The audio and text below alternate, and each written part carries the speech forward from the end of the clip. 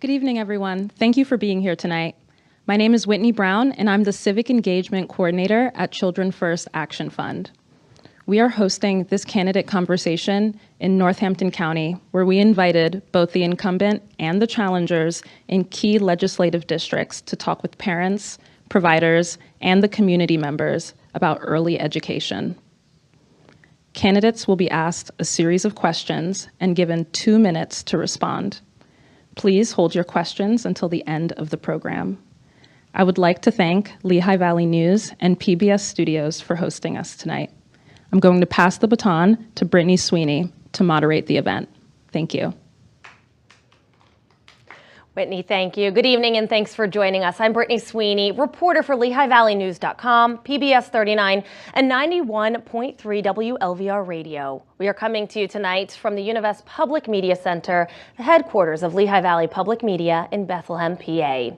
It's my pleasure to be here as moderator this evening. Healthcare and early childhood education are an important part of the pipeline to a successful future workforce. The skills that every future job and career will need: teamwork, empathy, resiliency. They're all shaped by quality educational experiences early in life.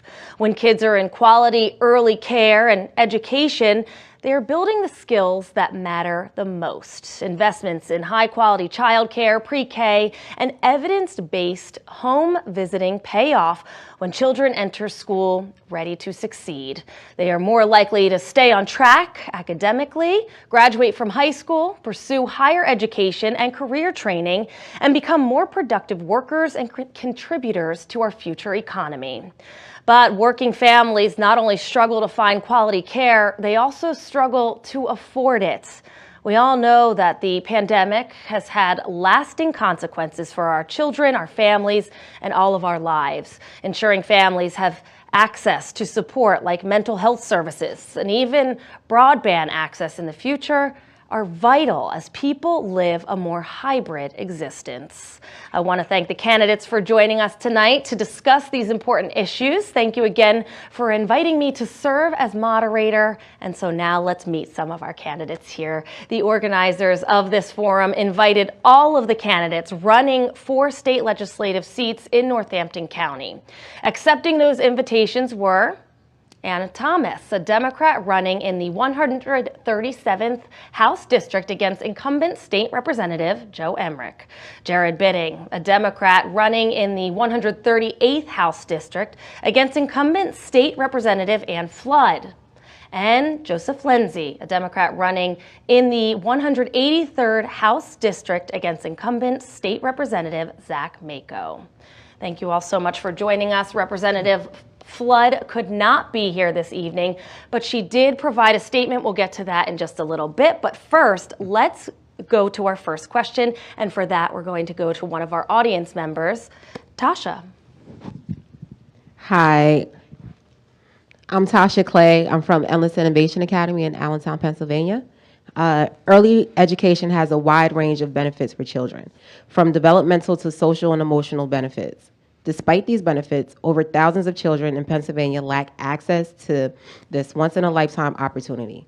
Our Commonwealth ranks 14th out of 27 states with similarly sized pre-K programs in terms per capita spending. So my question is, what are your views on the benefits or drawbacks of allocating additional state funds for a high-quality early education? Tasha, thank you. And Joe, would you like to start with that one? Sure. Tasha, I thank you for your question. It's something that's on top of mind to me personally. I have a granddaughter who had that difficulty growing up. She's 9 years old now, but I remember when she was very young, it was difficult to find something to keep her busy. And she didn't go to pre-K at all. She went right straight to kindergarten. Anyway, I believe in universal pre-K. I think that it should be a right of every citizen, of every resident of the state of Pennsylvania. Their kids should have full access to, and it should be provided by the state government in universal pre-K, starting, at maybe 2 or 3 years old. And that's how I view it, because it really can't. I think when you distinguish one group of people based on income and other people, it's not equal. And I think that we have to make it an equal access to everyone that has kids. And once we have that, then the people that don't have the money, they don't have to spend money on it. That's more money for the economy, more money for the savings and such. That's my view on it. Sure. Mr. Lenzi, thank you. Ms. Thomas. Well, Tasha, I appreciate your question so much. My name is Anna Thomas. I'm running for state representative in the 137th district. And when I am out and talking to voters in my district, canvassing, having these face-to-face conversations, it is by far the most consistent concern that I hear from young parents that they cannot afford childcare. I spoke to a woman in Upper Nazareth 2 weeks ago who herself is an educator, and her husband and her family had made the collective decision that she would have to stay home in order to take care of her 2 young children who were both under the age of 4. The reason that this is an issue, and Tasha, I appreciate you identifying that statistic, that we are 29th in the country in terms of actual provision of childcare services, but we're also falling in that ranking. And my statistics, that I've seen are on this are that only 6.5% of 3-year-olds have access to early childcare in Pennsylvania, 13% of 4-year-olds. And we've got to do better because 90% of brain development occurs by the age of 5. So my background is in public administration, and the thing I learned and took away from my public economics course is that the most impactful investment you can make in terms of providing public goods and services, without any question, bar none, is investment in early childhood education. Thank you. Mr. Bidding? Well, my name is Jared Bidding. I am running in the 138th district. I'm also a teacher, so I thank you for all the work you do ahead of me seeing my students in my classroom. Personally, I believe that the early childhood education is there to help close the opportunity gap among students. It will help reduce the need for special ed and remedial programs that we see in the schools where I teach. Data shows that there's a reduction also in dropout rates, and the positive outcomes in early language and math skills transfer through all grade levels.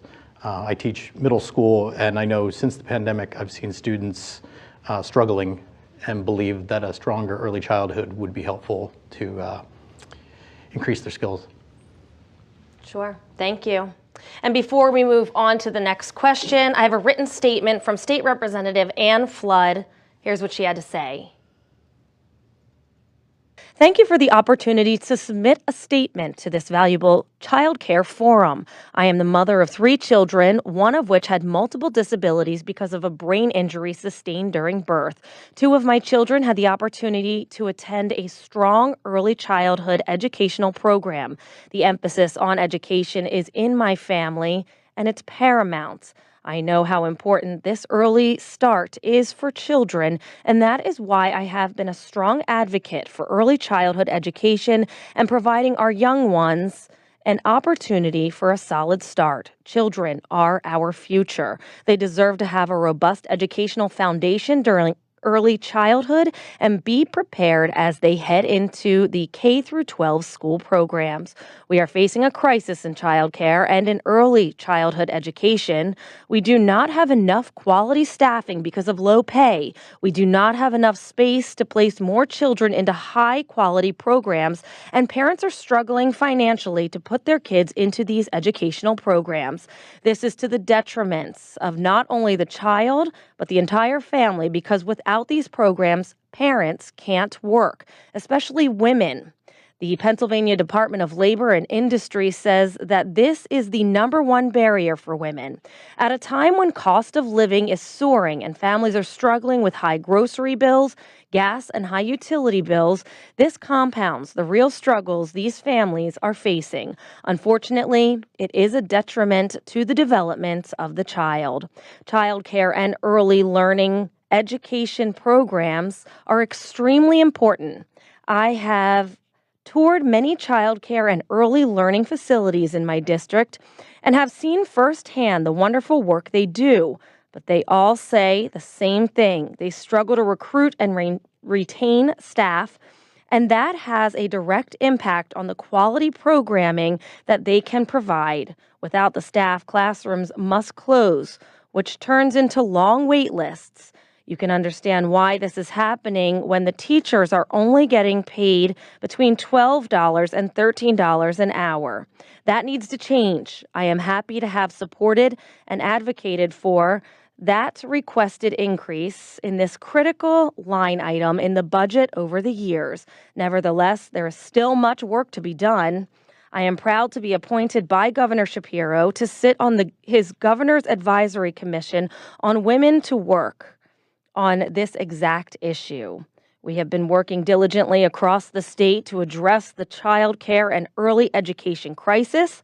Some of the ideas we are currently working on include the need for workforce development in this sector through professional development, which would expand pre-apprenticeship and apprenticeship programs to strengthen the workforce. Completion of these programs will help workers attain an increase in pay and earn not only experience, but college credit.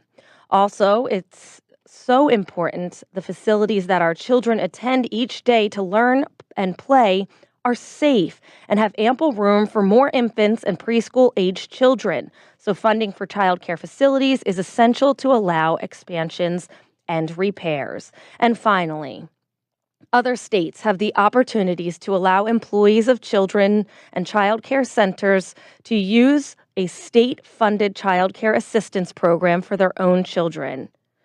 It helps not only with the financial stability of the child care center, but supplements an otherwise low-paying job with an added benefit for a child to build a high-quality preschool foundation. This is something that could be expanded here. The bottom line is this: Pennsylvania will always be struggling with workforce issues if we do not address the child care crisis, and without a robust workforce in place, we will never achieve the thriving economy that we all hope for.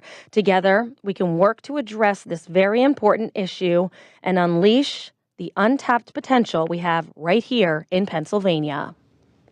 And that's from Ann Flood, a written statement from the state representative in the 138th House District. Let's move on to our next question for the candidates. We're going to turn again to our audience members. Hi, my name's Charles D'Onofrio. I'm from Lehigh Valley Children's Centers. High-quality child care is not only educationally rich for the children that participate, but child care is what keeps the economy going. The child care system was already operating on razor-thin margins and is now facing labor shortages. According to the IFO, the average child care teacher in Pennsylvania only earns $15.15 an hour, while the wages for a kindergarten teacher with similar credentials is $36.58 per hour. What are your ideas about how to adequately compensate and improve the retention of qualified professionals who educate children? And Anna, I'm going to have you start with this question, if that's all right. I always love thinking about how we do such a disservice in these salaries that exist for, the people that are doing, you could argue, the most important work in our communities. And the joke I always like to make, it's not really a joke though, is that we should tether the salaries of state representatives and legislators to be the same amount that is the average wage that folks are earning in these jobs. I think that, if government employees, if politicians were making that same wage, they would understand the importance of actually delivering on solutions for folks. And, ultimately, the only way that we can really solve that problem in Pennsylvania is by increasing reimbursement rates for childcare providers, so that they are able to properly and adequately provide the wages that those folks need, right? And to make sure that they are able to comply with the safety guidelines that they need to meet to be able to do their jobs safely. It's inexcusable when you think about the fact that 50% of childcare workers in Pennsylvania cannot afford to send their own kids to childcare. And actually, alongside that, half of childcare workers in Pennsylvania have to use benefits like food stamps and Medicaid to be able to take care of their own needs. It's unacceptable, and we've got to find a solution. Jared, we're going to move on to you. I absolutely believe we need to pay our early childhood teachers, early childhood education teachers, and a wage equivalent to that which I make as a professional myself. I believe if they're going to school and getting the same level of degrees that I have as a teacher, that they should earn the same amount. They're doing a great job on so many of the students I see coming through my classroom. Without them, I can't do my job. So state funding does need to be increased for early childhood. I believe also when it comes to the workers that we need to make sure that our early childhood workers also have enough medical support and mental health support for the job that they do in the difficult situations that they're in, and that they're able to care for their own families, not have that stress added to the job. Thank you for that answer. And Joe? Well, thank you very much for that question. It brings me to the core piece of my campaign for the state representative is that I want to increase what we call the minimum wage in Pennsylvania per hour is right now $7.25. I don't know of anybody that can live on $7.25 an hour. I think we should tie that to a living wage, raise the minimum wage up to $20 an hour. And I'd like to do that by the end of 2025. And as for our pre-K child care workers, I think if they're going through college, they're getting their master's degrees, and they're having the same type of qualifications that a kindergarten or teacher may have, they should get paid comparable wages.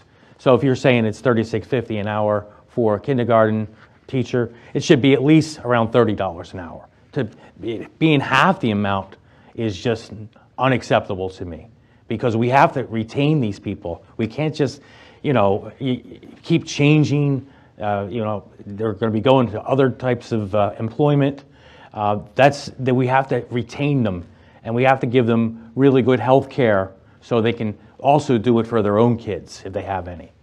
Sure, and I have a follow-up question just to elaborate on that first question, and Ms. Thomas, we'll start with you, but do you believe that early education teachers with a bachelor's degree should have pay parity with their K through 12 counterparts with the same degree? Absolutely. Mr. Bitting?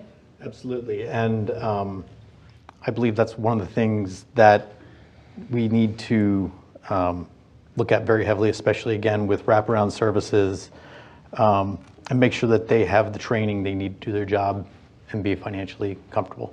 Sure. Of course, I believe in that. If they're going to college and getting going into debt to go to college and such, and they have to pay that, and they should at least get paid as much as anyone else has a bachelor's degree, regardless of their position. Sure. All right, moving on to our next question. I'm going to read this question this time. Given the caps to domestic spending on early learning investments at the federal level, what role do you envision for the state government in providing additional investments to pre-K and high-quality child care programs? And Mr. Bitting, we'll start with you. I believe right now programs can't afford to pay their teachers, again, without raising costs to parents. I have a nephew who is raising 3 children and trying to find a way to pay for them as a single parent to stay in education. And his search for daycare was difficult to find something that he could afford with the job that he has. Pay without increasing cost to parents is extremely important. As a person who had a child who went through daycare, I had to factor that into my own budget, and my child went to daycare from birth to actually through kindergarten. It is a little concerning that the actual amount was capped by 1% in 2025 for the increases from federal. And I believe that as a state we need to spend more and that it can improve the economy here in Pennsylvania as well. Thank you for that answer. Mr. Lenzi? Yes, I believe that we should do what Jared had said also. I think that we should put more money into it because it's for the long term. If we're not doing that, then people don't want to move to our state or stay in our state. We're going to move to other states. We want to keep the best that are here and make them grow and be prosperous.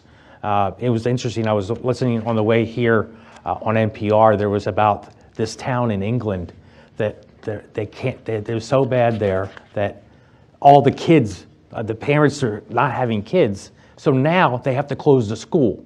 And that ripple effect may happen where if people don't have enough money to pay for childcare or for child education, you're going to have a situation where we're not going to keep up with population for the next generation of workers. We have to think on a 30, 40, 50-year time frame. All that happens in the first 10 years of life, and we have to put really great investments in that. Ms. Thomas, the question goes to you. I believe that state government is where the buck really stops in terms of providing high quality of life to our citizens in Pennsylvania. And that goes from provision of services to communities like our veteran communities where you have these federal benefits, but in the end of the day, the state has to be both a complement and a backstop to those provisions. And I think as far as childcare in Pennsylvania goes, we've got to make sure that we are taking a holistic approach in viewing childcare as a legitimate and important investment for us to be making as a state. Great. All right, our next question, we're going to be turning back to the audience. Hello, good evening. My name is Megan Barnes-Briggs. I'm from the Lehigh Valley Community Foundation, and also I'm a parent myself with 2 beautiful children. Many parents find themselves on a long wait list to receive high-quality childcare close to home. This prevents the children from obtaining educational opportunities available at these high-quality programs, but it also prevents a full recovery of the economy due to some families having to stay home rather than work due to the high cost of childcare. What is the role of state government in solving these issues? And Mr. Lenzi, we'll start with you here.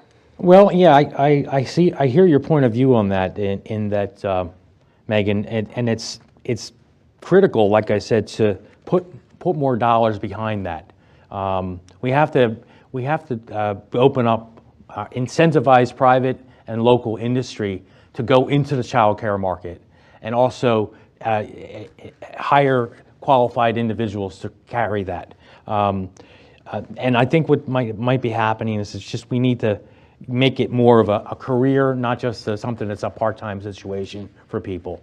And if they can think of it as a career, they're going to open up those facilities for the early for childcare, and that's basically what I had to say. Ms. Thomas? There are 500,000 children in Pennsylvania whose parents are not able to, or I should say, would not be able to return to work if it weren't for the fact that their children were able to have access to childcare. And the reason that that's important is because for us to have wait lists that have thousands of children, 10,000 upwards, it becomes a huge economic problem in the state of Pennsylvania. What I would say, is that, and here's the thing, is that for many of the parents who qualify for subsidized childcare, which would mean that you are earning $50,000 for your family a year, that is absolutely paramount that we actually solve that problem so that those thousands of children that are impacted and that come from those families are able to receive those childcare services. I believe very strongly that when we start to introduce universal pre-K in Pennsylvania and universal childcare in Pennsylvania, it has to be done in a targeted way such that those children that are from those most vulnerable families are receiving those services, and then we scale upward from there. Okay. Mr. Bidding? I believe we need to increase the number of Head Start classrooms funded here in Pennsylvania, look at opening more early childhood programs in school districts themselves, and support private facilities through things like grants and funding programs. One of the important things I think we can do as a state is offer some reduced rent programs for child care centers in high need areas to encourage places to be opened to help those high risk and very areas with need for early childhood programs. Great. Thank you all for answering. We're going to turn back to the audience and back to Tasha. Providers and parents have discussed a general uptick in the need for children to seek mental health support. Children have felt the adverse effects on their mental health According to data from the Children's Hospital Association and Mott Children's Hospital's national report, more than one in 4 parents said that their child visited a mental health specialist, with nearly 60% of those reporting a visit within the past year. My question is, which mental health supports are needed most in your district, and how will you work to increase access for families that need these supports for their young children? All right. And Mr. Binning, would you like to start with that one? Sure. Well, first of all, thank you for that question. I myself have had to have my child through the mental health system after losing my wife in 2021, my child losing their mother at 14 years old. I also live it every day, seeing what students, that kind of helps and services they need in my classroom. I think what we need to make sure we offer is free resources to support kids birth through 5, in addition to all age groups, and for allow them to, for all schools that participate in the STARS program especially. Provide the service providers with observation, screenings, and assessment support that can help process strengths and identify weaknesses and opportunities for growth among students and the programs. And also provide for additional support in dealing with students who are going through situations where there's toxic stress, especially given, again, the consequences of the pandemic, and to help their brains develop at a young age when they're the most moldable. Thank you. Mr. Lenzi, the question, which mental health supports are needed most in your district? Well, speaking from experience also, my granddaughter, when she was about 3 years old, her father tragically died in a car accident. So she was going through a lot of anxiety and just feeling worthless throughout the pandemic and such. And we didn't actually be able to get good health mental care until just recently. There was a long wait list to get on it, and my daughter's on Medicaid, and even with Medicaid, she still couldn't get a psychologist that they could go to. They do have group therapy programs, which are effective, but she really needs more involvement. So I think we have to invest more money in more programs for mental health professionals gearing towards early childhood education and also child care, if you will. And I think if that was the case, and she's doing fine now, in school and everything, but she still has her act out moments. And I think if she would have had that care earlier, she would be better off now. Thank you. Ms. Thomas, what supports are needed in your area? I was a K through 12 public school student in a school district that I would represent as a state representative. So there are 3 school districts that are specifically in my House district. It's the Bethlehem Area School District, where I was a student. It's the Easton Area School District, and it's the Nazareth Area School District.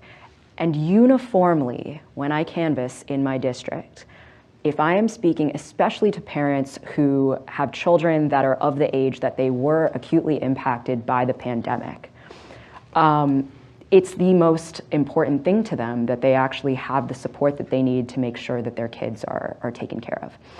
And what I will say is that all of this has to connect back to the state government, because we need a fair funding formula in Pennsylvania that actually delivers our fair share of state funding to our local school districts so that we can hire mental health care professionals in our own public schools, brick and mortar.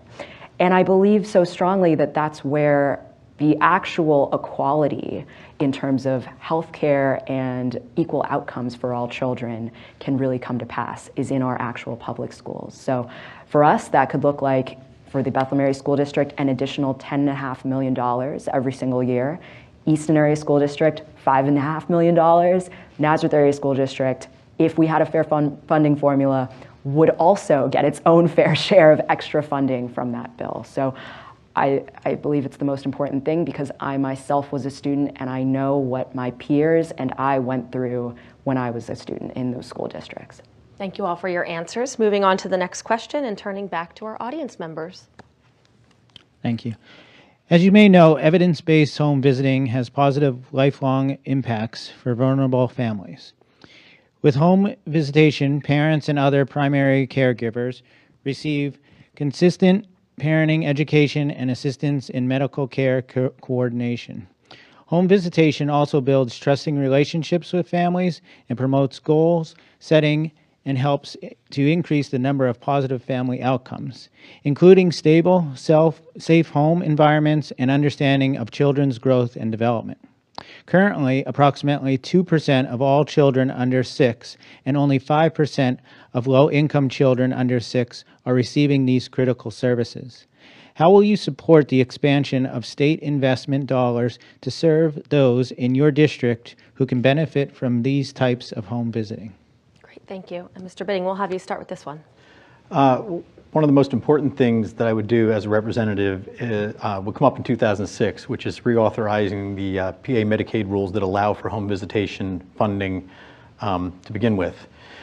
In the state of Pennsylvania, 66% of PA households receive some kind of home services. Those people are typically at or below federal poverty levels. I believe we need to increase funding for informational outreach to parents and communities, as well as through school districts, and increase the funding to make sure we're getting the message out to people. I know parents often struggle to navigate the paperwork necessary and know what all the guidelines are.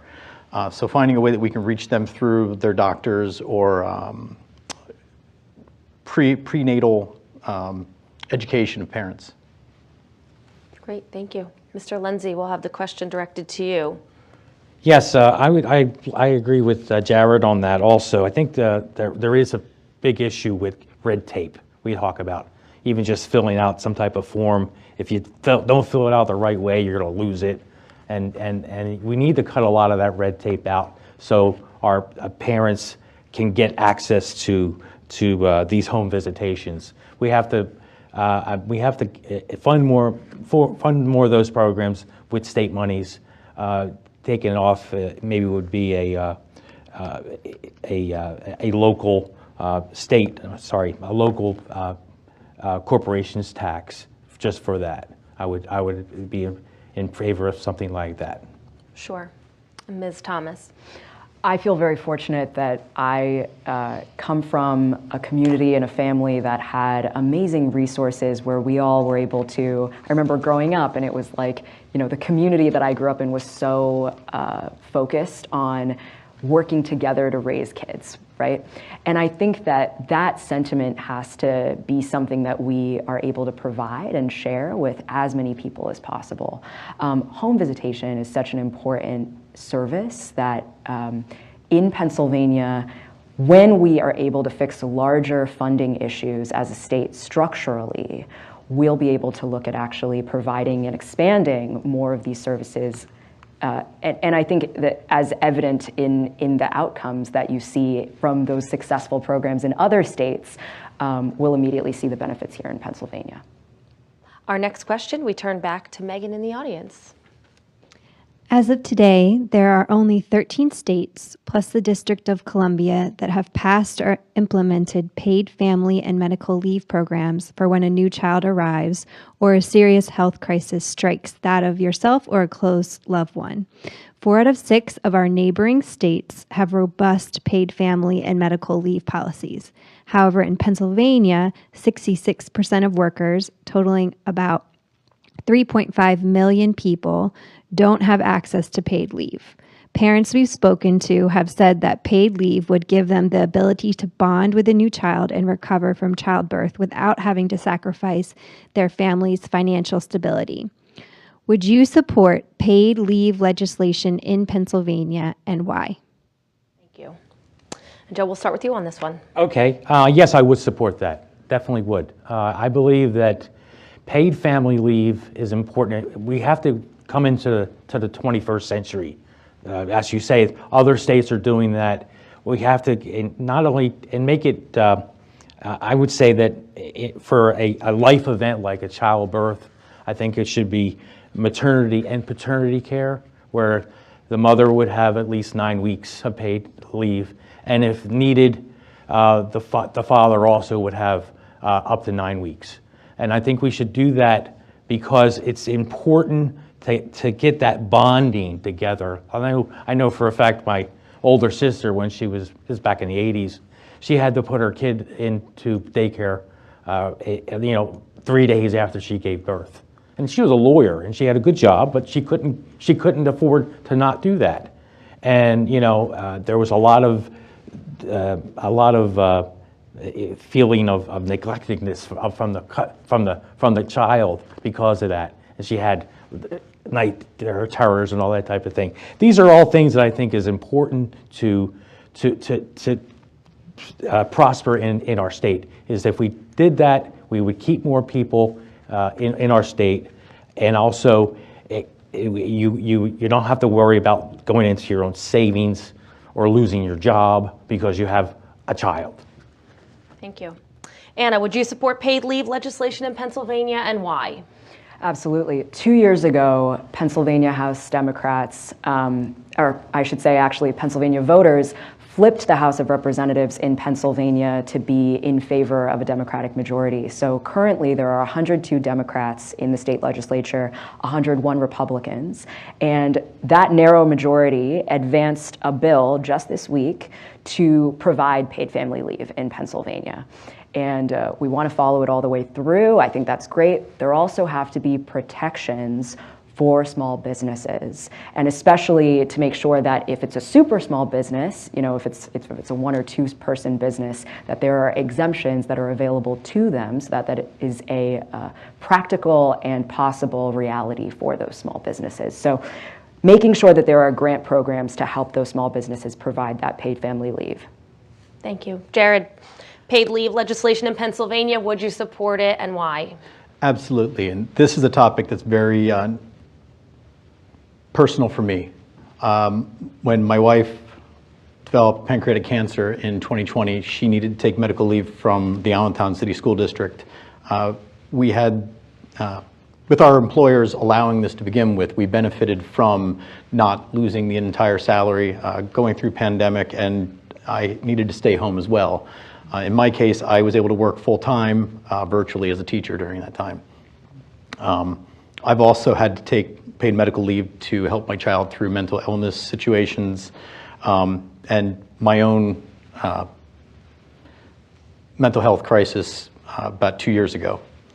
In the state, 72% of mothers do report that there are child care challenges, 67% talk about the affordability issues, and 49% are quality.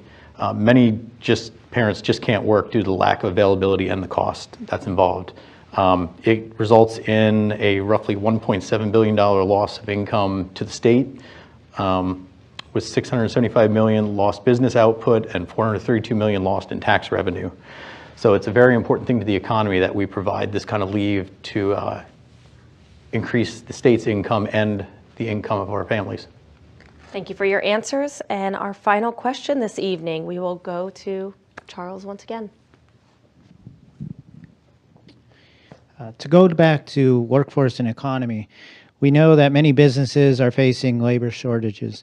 Childcare access, transportation access, food, and housing security all impact an individual's ability to perform as a reliable employee. They all can contribute to staffing shortages that employees experience, both in and outside the early learning sector. In addition to making childcare more accessible and affordable, what other policies would you champion to help businesses facing a workforce shortage? All right, and Anna, we'll have you start with this question this evening. The vast majority of businesses in Pennsylvania are small businesses, and I believe very strongly that the job of a state representative is to champion those small businesses and create a business climate that is positive for them. To me, I think what that looks like is expanding career and technical education in Pennsylvania so that more people are able to access the education that they need in a way that allows them to become a productive member of the workforce. But then, from the perspective of a small business owner, actually fixing some of the corporate tax reform issues that we have in Pennsylvania, some of the loopholes that are only available to multi-state or multinational businesses. But if you don't know better to have a fake company in the state of Delaware or the Cayman Islands or somewhere else that you can report all of your profits as being made, then you're straight out of luck. So I think that Pennsylvania has amazing opportunity for us to do better by our businesses, and that starts in Harrisburg. Sure, great.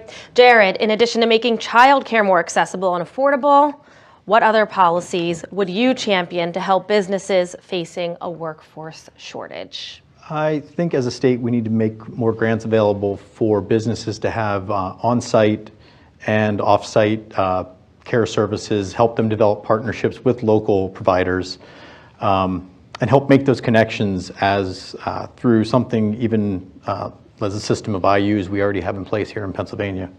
I also think we need to encourage flexible scheduling to make sure that parents can get their children to these daycares within their work schedule. Again, I use my nephew as an example of needing to start work at 7 o'clock in the morning before his children even get on the bus. So he struggled to find someone that could watch them just simply for an hour in the morning. So if he could start working on a more flexible schedule to come in an hour later and leave an hour later, it would have helped his search for coverage and care for his children. Thank you.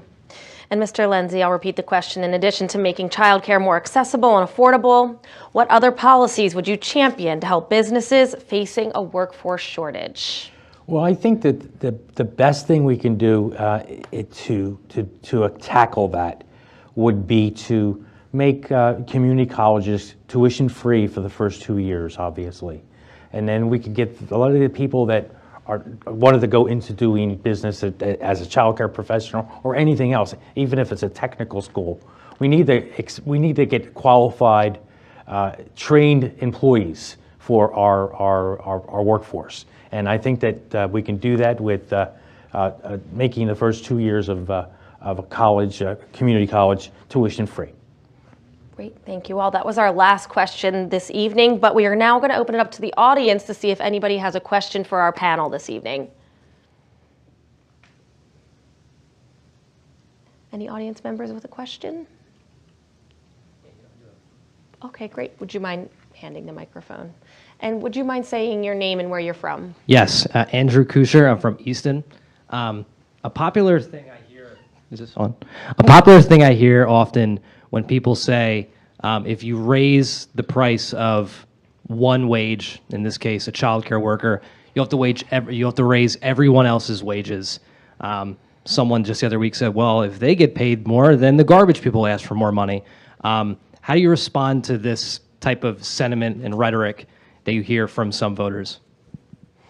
Mr. Lenzi, would you like to start? Well, yeah, that's sometimes people will say that, but actually, what actually happens is that if you're raising the wage to a living wage, that there is going to be people that are making that living wage. They're going to get, because of the supply and demand, going to get paid more for those other people. So I don't think it's an issue, because there's plenty of the more money people will be getting paid, they can spend that on saving for their futures and pumping in money into the local economy. Ms. Thomas? I think that you know that there's something wrong when, if you're educating a child and they're 4, you get paid $16 an hour. But if you're educating a child and they're 5, you're getting paid $38 an hour. So that's an extremely stark difference in differences that actually illuminates a structural issue in how the entire industry of childcare is being provided in Pennsylvania. So if someone were to, make a general comment about issues that they have with increasing wages to a living wage for folks in Pennsylvania, we can isolate it and just make it about this conversation, which is that you'll make double your salary if you become a kindergarten teacher. So it's a huge problem that we need to actually take very seriously as a state. Mr. Bitting? I agree with Anna on that. If you're going to double the salary of a teacher, that it's important for them to be able to, again, take care of their own families. But I do think we need to look at how much our other workers are paid here in Pennsylvania. And there are opportunities to see everybody make a living wage and increase pay in other job fields where it may be necessary. And it's something worth looking at to see the pay parity among all careers and workers here in Pennsylvania. Thank you all for your answers. Any more questions? Oh, we have a couple questions. We'll go to this gentleman right in the front here, and then we'll go to the question in the back. Hi, thank you. I am Kevin Horn. I'm from Easton. So we are having a very, very important discussion about childcare. My question is, why? Why are we having this discussion about childcare with respect to public education? We don't argue that. Well, we do as a former teacher. The teachers, need to make more money as well. But there's this, issue around childcare. Why? And what can you do to help change the mindset so that childcare is more accepted as far as increase in funding? Mr. Bitting, would you like to start with that one? As a teacher myself, again, seeing how students come into my classroom, knowing and discussing with parents and students, and knowing that which students have gone through an early childhood program versus those that just started in kindergarten, I see the stark differences at times in students' ability and their skills when they come into my classroom. I know that with the pandemic and a lot of students being outside of pre-K, my current generation of 5th through 8th grade students are quite different than those I started teaching when 26 years ago.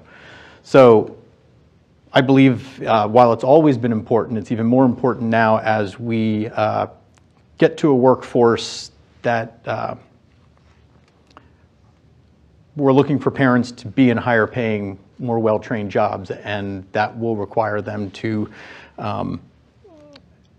get the proper care for their children. Mr. Lenzi, why are we having this conversation? Why is it so important to have this conversation about childcare? It's just like that song, "Children are our future." We have to invest in children and making sure that they have a good start, Head Start, the whole federal program. On the state level, we have to do that even more intensively, as the other questioners have mentioned tonight, that we're ranked 14th out of 29. We should be aiming to rank #1 in child care development in the states, and we need to have that because it's like Jared said, he notices as a teacher that the kids that didn't have pre-K or child care and the kids that did, he knows the difference in how they can learn better and be more accepted in the classroom. Ms. Thomas, why are we having this child care conversation? Why is it important? Childcare is a crushing financial burden for most working families. And I know that this is an important issue because I hear it on doors every single day. As I said earlier, it's the most consistent concern that I hear from young parents. The Department of Human Services defines childcare as being affordable if it only occupies 10% of a person's income or less. And that is only true. Childcare is only affordable for the vast minority of Pennsylvanians. So if we want to talk about making sure that other industries actually have their full career pipelines, that we have the economic growth that we want to see in the state of Pennsylvania, it's so crucial that we make sure that we even the playing field so that as many people are able to stay in the workforce as possible. And then we have the added benefit of, in 20 years, children who grow up to be adults that actually receive the full complement of services that they needed as a child. And when I grow up, I want to make sure I've got a good cardiologist coming from Bethlehem, Pennsylvania, and that person, statistically, I want to make sure that they have had childcare. Great. Mr. Bitting. All right. All right, we have, I believe, one more question. Oh, we have a couple more questions, but in the back for now. I'm Jeannie Morgano. I'm from Nazareth. And my question to the candidates is, one of the things that I see consistently with early childhood centers is the difficulty of retaining employees.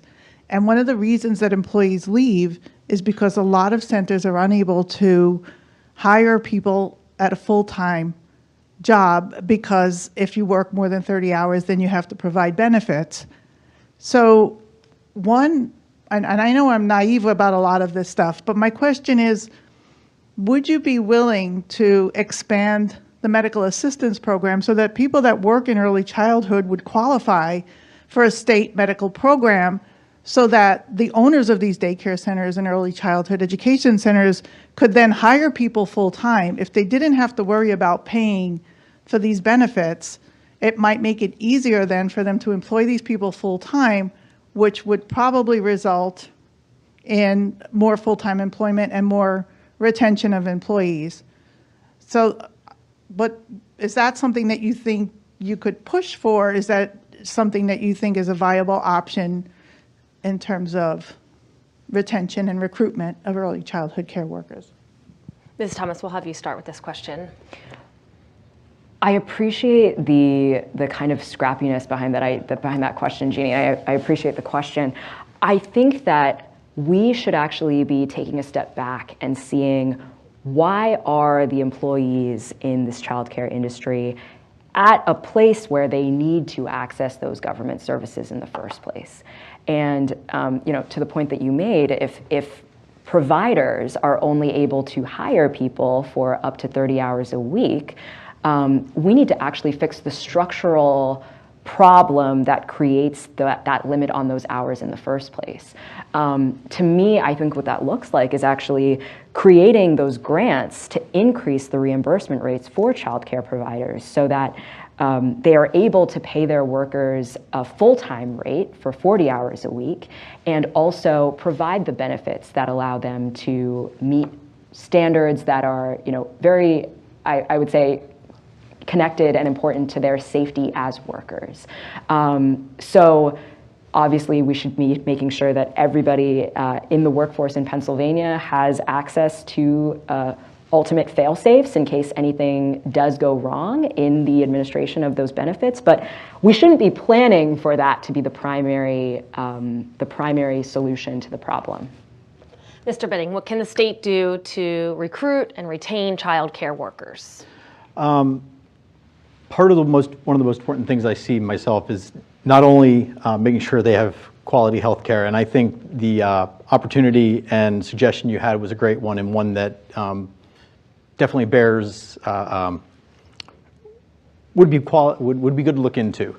But respect is one of those things, and supporting our teachers in the classroom, whether they be early childhood or K through 12, I think giving them the support and respect that they need to do their job is also very important. I know that myself, I struggle at times figuring out if I can make it to my 36 years in teaching to retire at a full retirement, because of the often feeling of lack of respect and support from community and my supervisors. To some degree. They do the best they can, but I feel that there's more that can be done. Mr. Lenzi, retaining, recruiting child care workers, what can the state do?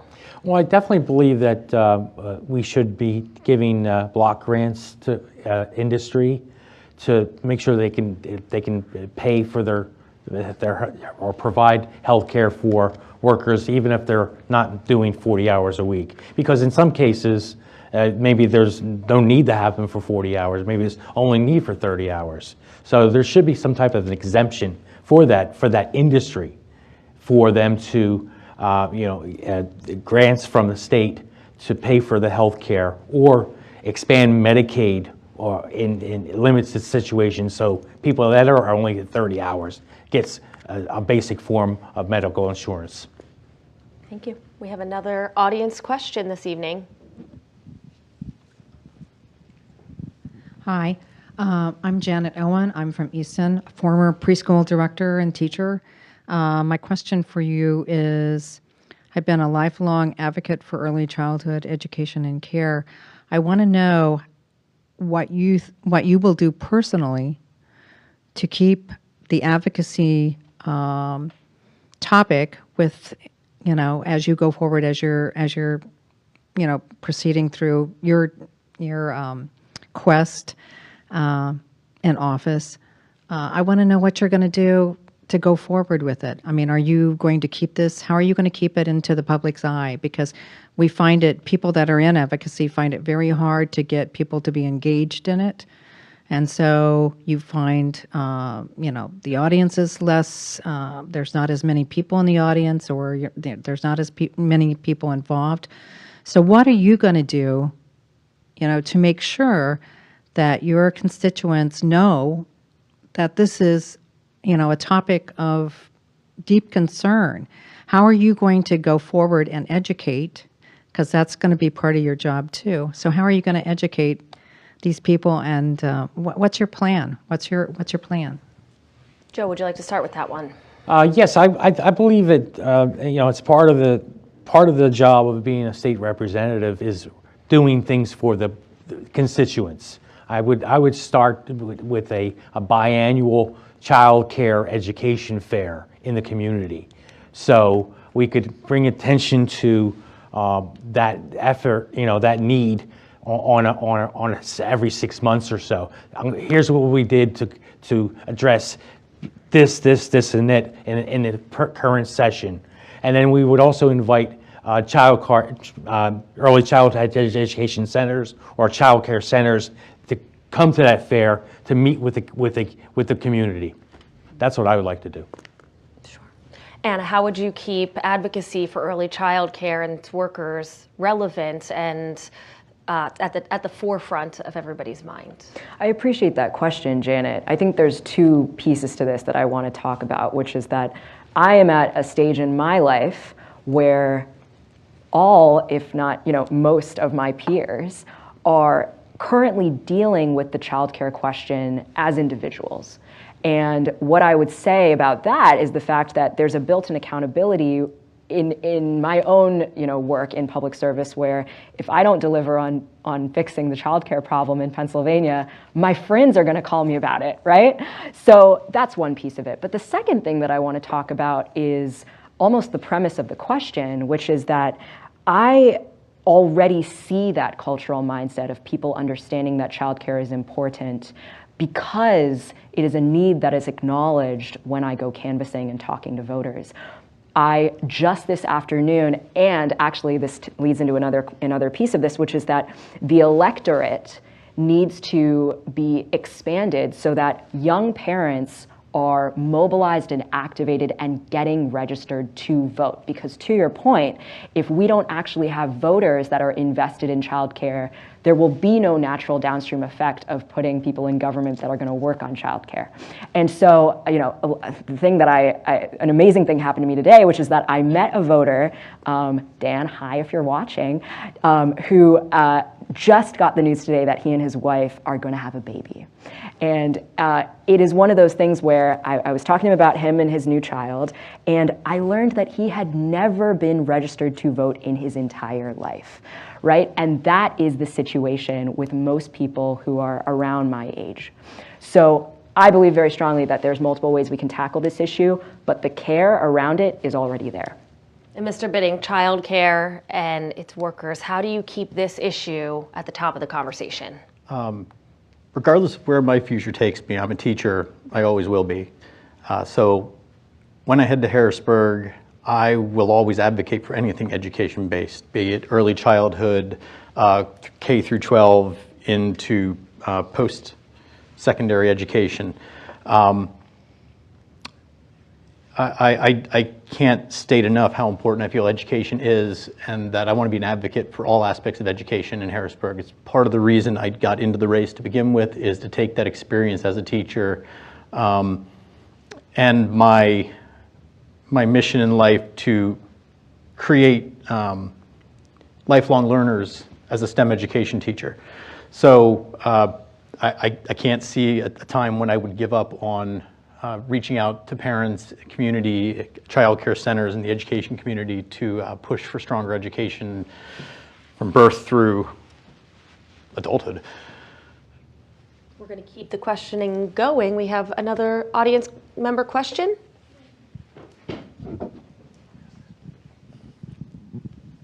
Good evening. My name is Anu Sachdev, and I'm from Bethlehem. My question to you is, I've heard today that we are all in consensus that early childhood children, young children are very important. Brain development happens, and that we need to certainly invest in it. What I'd like to know is, when you think about childcare, families, the support they need, what do you envision as a system that would stay there? Not just one bill here and one bill there. A comprehensive system that takes care of every single part of it. There are many countries in the world that have very good systems in place that support families and children.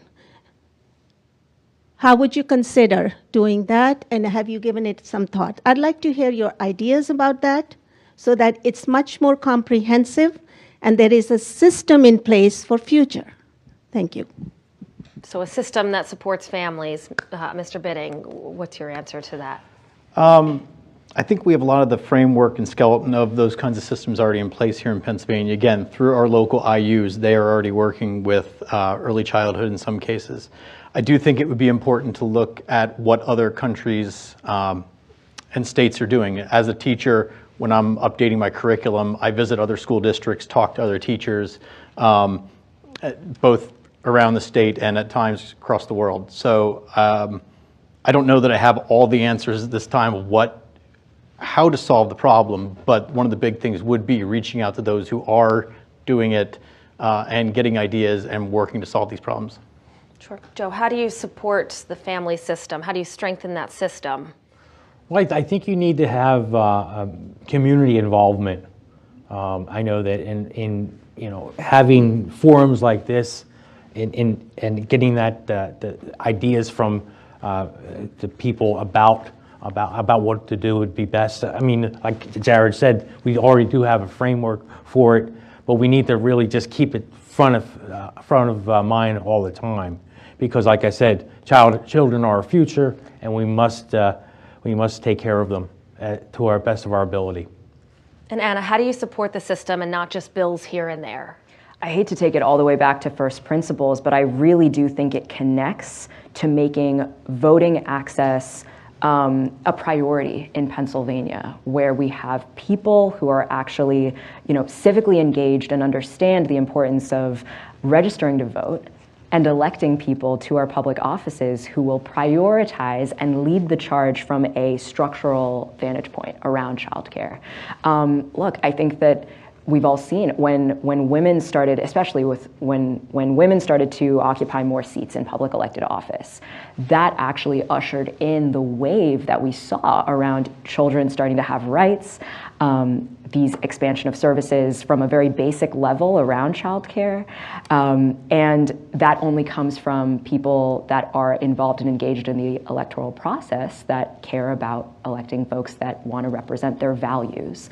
So the core of the question is almost this values-based question, this culture-based question, and I think that that's solved by actually making sure that we have a fair and accessible voting system in Pennsylvania.